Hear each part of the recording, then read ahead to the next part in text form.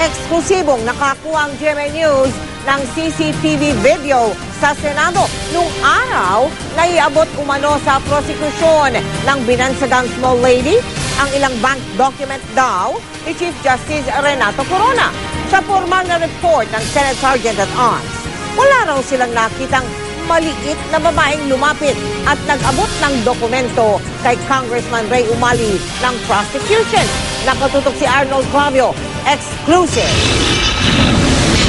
Sa kuha ng CCTV ng Senado na eksklusibong nakuha ng GMA News mula sa mapagkakatiwalaang source, 1:07 ng hapon ang unang dumating si Congressman Ray Umali sa Senado.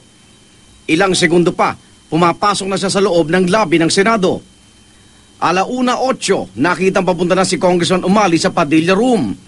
Pagsabi ng 1:39 ng hapon, nakuha si Congressman Umali habang kausap ang ilang miyembro ng media. Napansin din ng isang short female na nagtatanong. Dakong 1:45, nakitang papasok siya ng elevator papunta ng ikalimang palapag ng Senado at nagtungo sa Pendatum Room. Pagsabi ng 2:28 ng hapon, lumabas ang Pendatum Room si Umali at nakipag-usap sa isang individual na isang short female ayon sa report. Sa unang pahayag ni Congressman Umali, binanggit niya na bandang 2:30 ng hapon noong February 2, inabot sa kanya ng small lady ang brown envelope na naglalaman ng mga bank documents ni Chief Justice Corona. Pero sa kuha nga ng CCTV ng Senado, mapapansin na walang iniabot na anumang bagay ang kausap niyang babae. The report of the Sergeant at Arms on the CCTV of